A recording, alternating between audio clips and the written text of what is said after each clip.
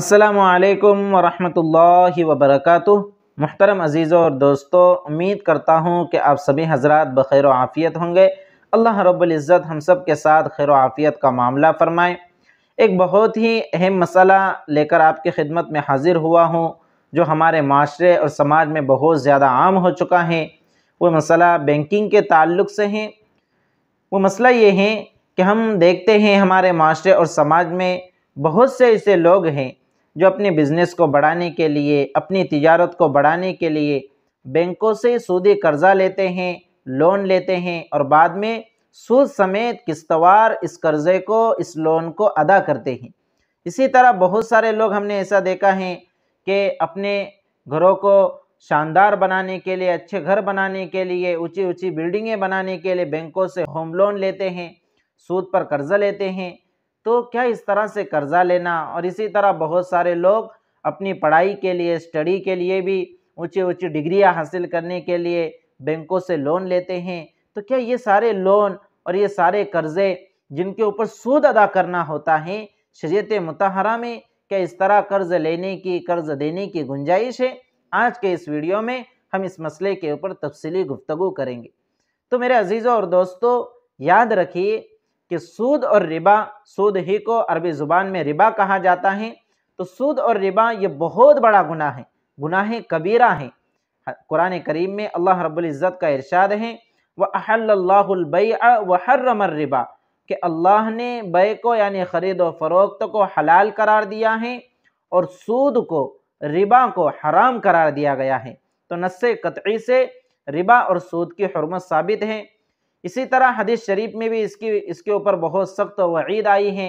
ایک حدیث شریف میں آتا ہے کہ سود کا ایک درہم یہ 33 مرتبہ زنا کرنے سے بھی زیادہ بدتر ہے۔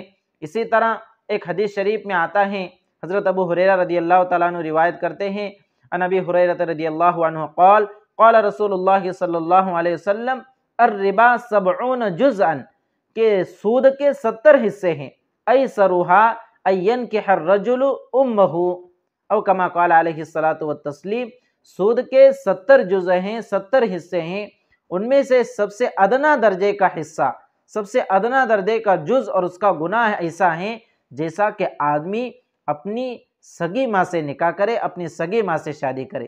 اللہ رب العزت اس گناہ سے ہم سب کے اور پوری امت مسلمہ کی حفاظت فرمائے۔ تو میرے عزیزوں اور دوستو، اس گناہ کے اوپر اللہ رب العزت کی طرف سے بہت سخت وعیدیں وارد ہوئی ہیں، قرآن کریم میں بھی اور اسی طرح احادیث نبویہ میں بھی۔ قرآن کریم میں اللہ کا ارشاد ہے اس طرح سودی معاملات کرنے والوں کے لیے فَأْذَنُوا بِحَرْبٍ مِّنَ اللَّهِ وَرَسُولِهِ، کہ اگر یہ سودی معاملات کرتے ہیں تو ان کو ہماری طرف سے اعلان جنگ ہے، اللہ کی طرف سے بھی اور اس کے رسول کی طرف سے بھی۔ اس لیے سودی معاملات کرنے سے مکمل اجتناب کرنا چاہیے، اور یہ وعید صرف سود لینے والے کے لیے نہیں ہے، بلکہ سود لینے والا، سود دینے والا، سودی معاملے کو لکھنے والا، سودی معاملے پر گواہی دینے والا، یہ سارے لوگ گناہ میں برابر کے شریک ہیں۔ اور یہ بات حدیث شریف میں صراحت کے ساتھ موجود ہیں۔ عن جابر رضی اللہ عنہ قال لعن رسول اللہ صلی اللہ علیہ وسلم آکل الربا وموکلہ وکاتبہ وشاہدیہ وقال وہم سوا، او کما قال علیہ الصلاۃ والتسلیم۔ حضرت جابر رضی اللہ عنہما سے روایت ہے، فرماتے ہیں کہ اللہ کے رسول صلی اللہ علیہ وسلم نے سود کھانے والے، سود کھلانے والے، اسی طرح سودی معاملے کو لکھنے والے، اسی طرح سودی معاملے کی گواہی دینے والے سب پر لعنت فرمائی ہے۔ اللہ رب العزت ہم سب کی حفاظت فرمائے۔ اور اللہ کے رسول صلی اللہ علیہ وسلم نے فرمایا وہم سوا، یعنی یہ سب لوگ گناہ میں برابر کے شریک ہیں، سب برابر ہیں، کوئی اس میں کم زیادہ نہیں ہے۔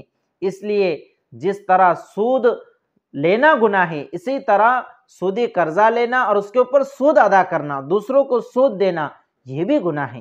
اس لیے میرے عزیزوں اور دوستو، اپنے دنیاوی معمولی منافع کے خاطر، معمولی نفع کے خاطر اپنی آخرت کو ضائع نہ کرے، اپنی آخرت کو برباد نہ کرے، اور محض اپنے بزنس کو بڑھانے کے لیے، اپنی تجارت کو بڑھانے کے لیے ہرگز اس طرح کے لون نہ لے، ہرگز اس طرح کے قرض نہ لے۔ اسی طرح اگر آپ کے پاس اچھا گھر نہیں ہے، جیسا بھی ہیں آپ کرائے کے گھر کے اندر رہتے ہیں، تو آپ آرام سے رہیے، کرایہ آپ بھرتے رہیے، اور کچھ پیسے کی سیونگ کرتے جائیے۔ ایک وقت آئے گا کہ آپ کے پاس اتنا پیسہ جمع ہو جائے گا کہ آپ ان پیسوں کے ذریعے سے پھر ایک اچھا گھر تعمیر کر سکتے ہیں، یا پھر آپ کو فی الوقت اپنے خود کے گھر کی ضرورت ہے تو پھر آپ کسی اپنے دوست احباب سے قرض حسنہ لے سکتے ہیں، بغیر سودی قرضہ لے سکتے ہیں، غیر سودی قرضہ لے سکتے ہیں، لیکن سودی معاملہ کر کے انسان کبھی بھی کامیاب نہیں ہو سکتا۔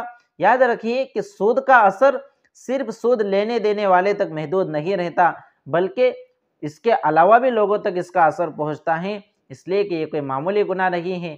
حضرت شیخ زکریا رحمۃ اللہ علیہ نے اپنی کتاب الاعتدال فی مراتب الرجال میں لکھا ہے کہ دو گناہ ایسے ہیں کہ جن کے اوپر اللہ نے اعلان جنگ کیا ہے، جنگ کا اعلان کیا ہے۔ اب اس سے آپ اندازہ لگا سکتے ہیں کہ یہ دو گناہ کتنے سخت ہوں گے۔ تو اس میں آپ نے دو گناہ کا ذکر کیا، ایک تو اللہ کے ولی کو ستانا، اللہ کے دوستوں کو، اللہ کے محبوب کو ستانا۔ حدیث شریف میں آتا ہے من آذی لی ولیا فقد آذنتہ بالحرب، کہ جس نے میرے دوستوں کو تکلیف دی، جس نے میرے ولی کو تکلیف دی، فقد آذنتہ بالحرب، تو میری طرف سے اس کو اعلان جنگ ہے، جنگ کا اعلان ہے۔ اسی طرح سود کے تعلق سے تو قرآن کریم میں آیا ہے فَأْذَنُوا بِحَرْبٍ مِّنَ اللَّهِ وَرَسُولِهِ، کہ اللہ اور اس کے رسول کی طرف سے ان کے لیے اعلان جنگ ہے۔ اس لیے ان دونوں گناہوں سے مکمل بچنے کی کوشش کرنی چاہیے کہ ہماری ذات سے کسی اچھے انسان کو تکلیف نہ ہو، خصوصاً کسی اللہ والے کو تکلیف نہ ہو، اور اسی طرح کسی عام انسان کو بھی ہماری ذات سے تکلیف نہ ہو۔ اور دوسری چیز سودی معاملات سے مکمل بچنے کی کوشش کرے اور اس طرح کے لون سے، اس طرح کے سودی قرضوں سے دور رہیں۔ اور تجربہ بھی اس بات پر شاہد ہیں کہ جو اس طرح کے لونوں میں مشغول ہو جاتا ہے، اس طرح سے سودی قرضے لیتا ہے، وہ کبھی بھی ترقی نہیں کر پاتا۔ ایک وقت آتا ہے دیوالا نکل جاتا ہے اور سب کچھ ختم ہو جاتا ہے۔ اس لیے سودی قرضوں کے لین دین سے مکمل اجتناب کرے۔ اللہ رب العزت اس گناہ سے اور آپ کی اور پوری امت مسلمہ کی حفاظت فرمائے۔ والسلام علیکم ورحمۃ اللہ وبرکاتہ۔